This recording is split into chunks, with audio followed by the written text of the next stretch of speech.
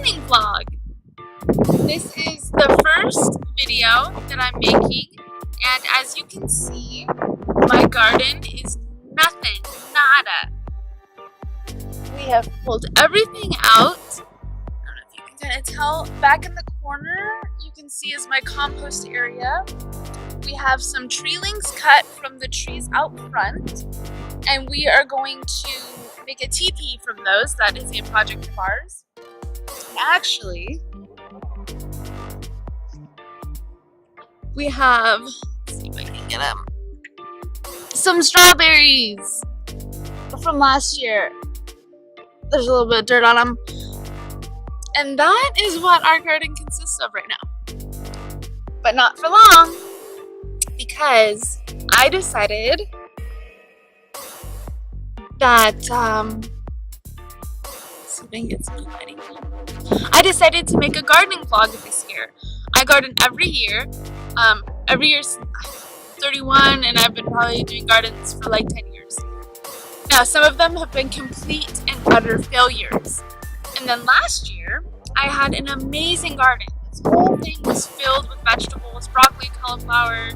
I had huge tomato bushes, and they didn't produce that much. So I'm changing things up this year, and you'll see throughout the summer, throughout the year, I'll be making videos at least weekly about different tips and tricks that I've learned, things to stay away from, things to do, things not to do, blah, blah, blah. So I hope you enjoy gardening, and if you found this channel from gardening, I hope you enjoy my quirkiness and my sense of humor, and I hope you enjoy the videos and enjoy the journey.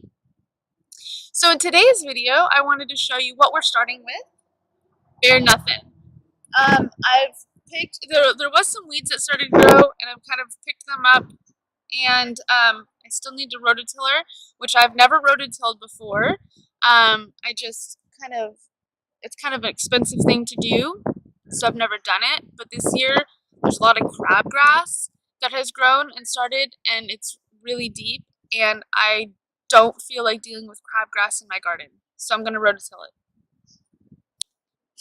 Okay, so in today's vlog, I am going to be starting my seedlings, not the direct sow, because obviously I can't direct sow right now. So I don't have all my seeds just yet because seeds are expensive, but I do have the ones that need to be started by March, and it is March, and I am running behind. I have never planted this late, so right now I am starting cucumber, early spring, sugar peas, carrots, pumpkins, the big max ones, and spinach. These, oh, also my lovely mother has bought. Now, I always love to start from seeds. There's something about seeing the seed turn into a seedling and it's germinating, and there's just something about watching that seed grow that just, it's like a mother's love. I just love watching it. However, my mother saw these and she knows that I was getting late on my gardening, so I'm so very thankful. My mom got me some zucchini plants, 2 zucchini plants, and I actually usually start my tomato plants by seedlings instead of seeds, because for me, the conditions for growing tomatoes has to be perfect for the seed to work, and it's just never been perfect. I have always had an epic failure starting tomato plants from seeds. So I usually get tomato plants like this and then transfer them. I also have some sweet potatoes that I started a while back. And so this is an experiment of mine. I've never done this, but we're going to try this and see how it works. And I have my basil plant that my mom got me a while back, and I just trimmed it You don't let your basil plants flower. Always trim them right beneath the flower, and then it redistributes the growth hormones into these little guys right here, and then it will grow big and bushy instead of tall and up. Just learned that. So I'm going to retransfer this guy into a bigger pot so I can keep him inside with me in the kitchen.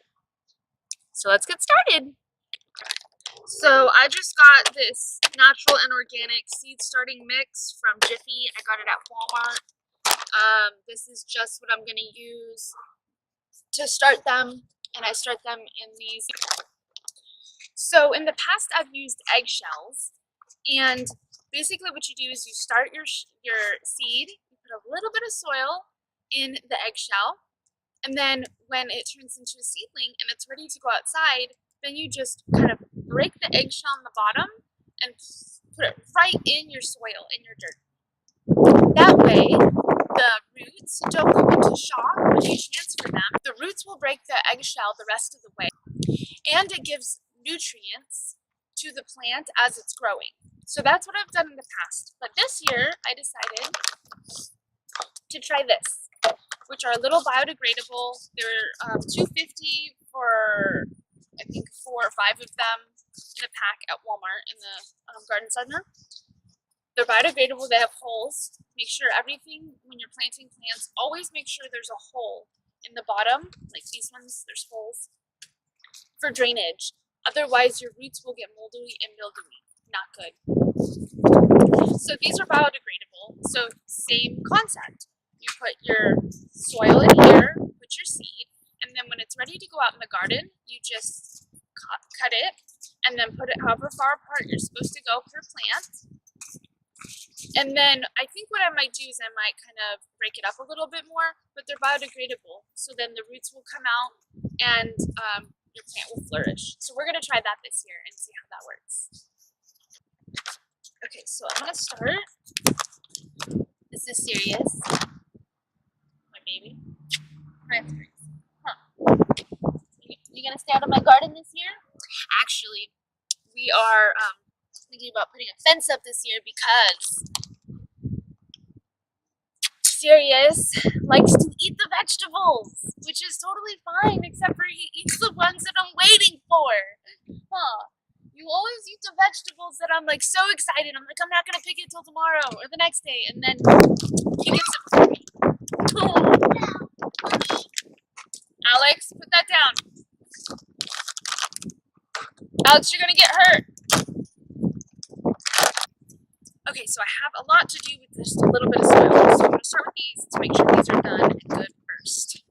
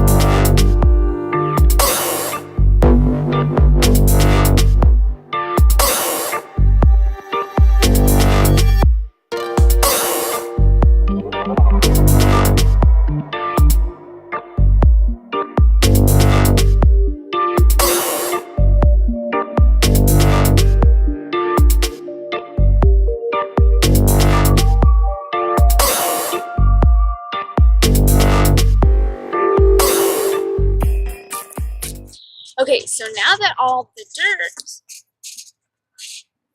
is in here, now we'll put the seeds in the plant. Okay, so first I'm going to transfer my basil because it is so ready. It has been in here like 2 months, which is way over where it should. And as you can see, it's got a little mesh thing keeping the roots in, so it's easier to transfer.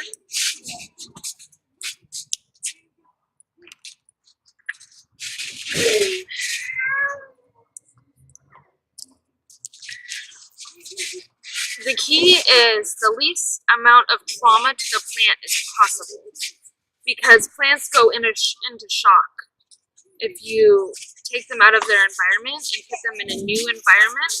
So you want to try and keep the dirt. You don't want to switch out the dirt completely. You want to try and keep as much of the dirt that it originally has with it. You see how the roots have kind of overtaken the bottom and they've formed that? So if you were to break this up right now, let's say it bugged you, because I used to do this, and I'm like, well, I don't want it to be a big clump of dirt. So let's say you were to break it up and to get all of the roots out, and it would just literally die. It would go into shock and die. So what you want to do is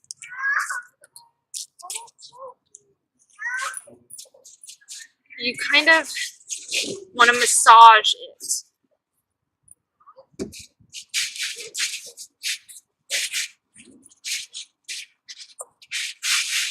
Just slightly to kind of break it up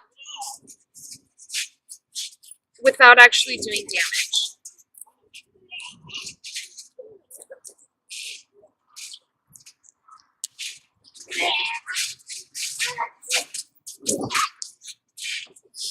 And then cover it up nicely with the new soil, so then the plant gets used to the soil. The roots will come out on their own. Plants only grow as big as the pot will allow them to. And this is going to be, I eventually want to make an herb garden, like a standing herb garden. But for right now, I love my basil, and I love it inside of my window because I cook with it pretty much every day. So for right now, it's going to be in this pot. So the roots will break apart that soil and will spread into the new soil and grow as big as this pot will allow it. It will also try and grow up, but because, like I said, you want to snap it before it flowers, that redirects the growth hormone in the plant, and it'll make it go bushier out. So I'll keep you up on the progress of my basil plants. Move that over here right now.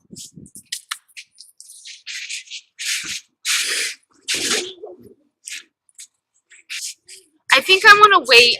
I don't want to put this into one pot and then put it into the ground next month, because that would put too much shock. So I think I'm just going to leave the plants that are already seedlings. But I do have this little guy, this succulent. And my husband bought this for me almost a year ago now. And I just love this little guy. And I have no idea how he has made it in this pot. There's no holes in it. And he has still survived. So I'm going to finally transfer this guy into a better little...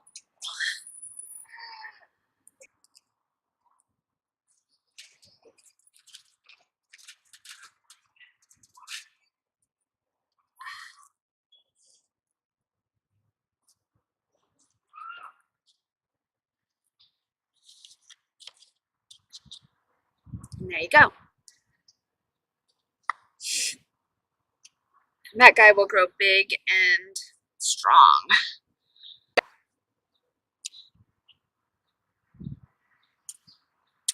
Now these guys, sweet potatoes, basically you can take each one. Aww. So for these little guys, these sweet potatoes, you can take each one of these and essentially it's a new plant. Mommy, is that Jordan here? So you can actually cut these.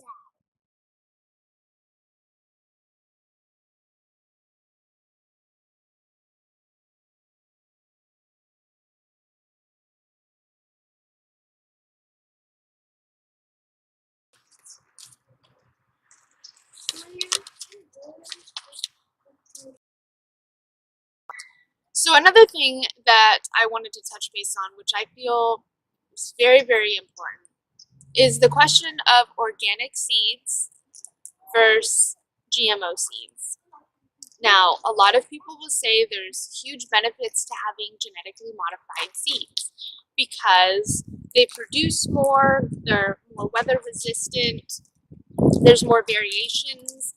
So for tomatoes, for example, there are a lot of tomatoes that are genetically modified to produce the best flavors. Some people like really sugary, sweet tomatoes, and other people like tomatoes that have the more umami feel. Umami is, I'll get into another video about tomatoes when we get into tomatoes. But anyways, it's the name for a specific taste in a tomato.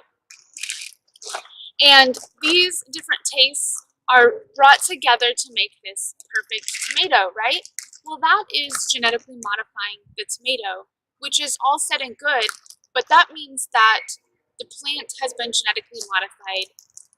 That also gets into other things like Monsanto and Miracle-Gro and that kind of stuff.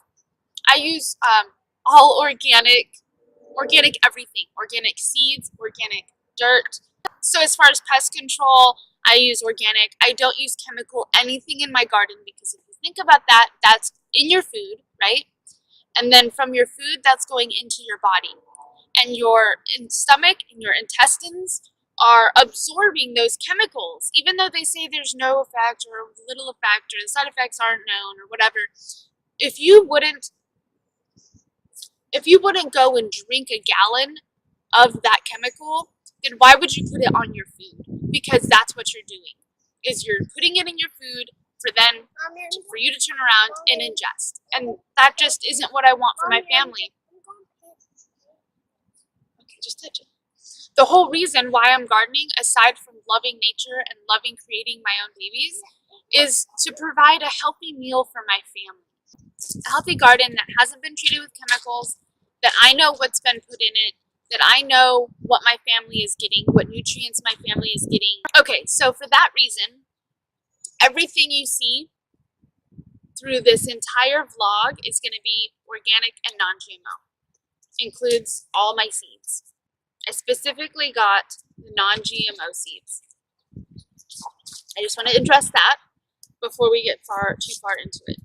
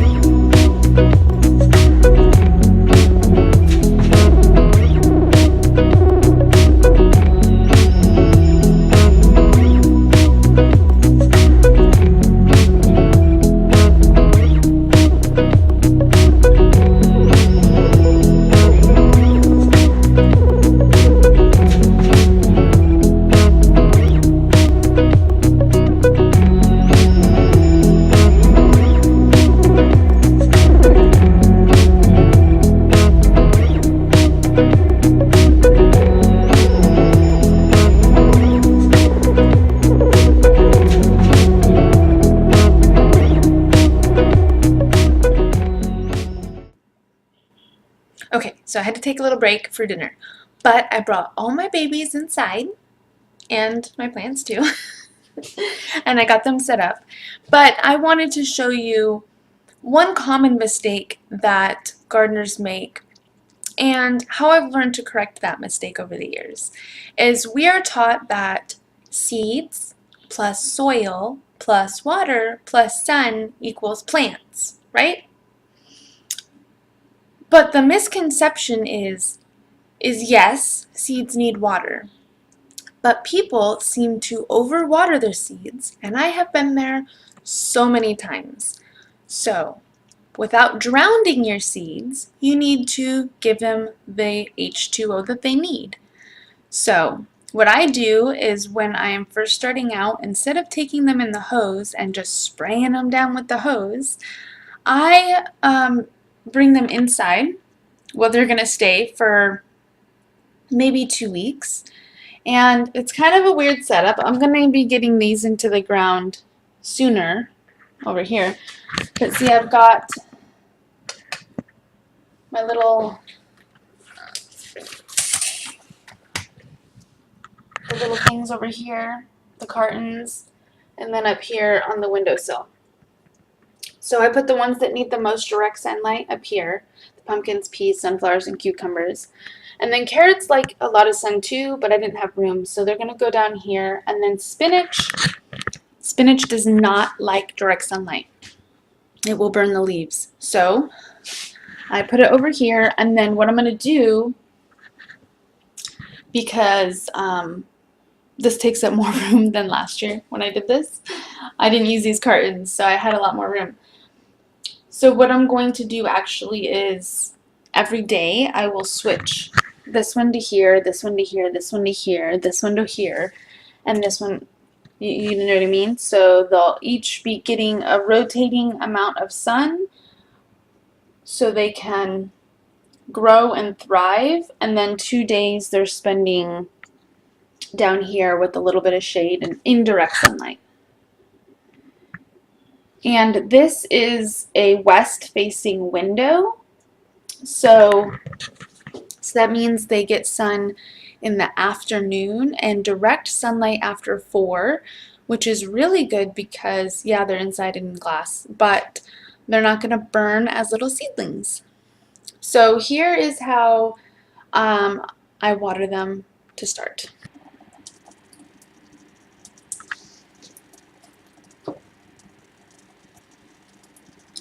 You can see just a little drip, drip, a little drip, drip. Just a little bit less.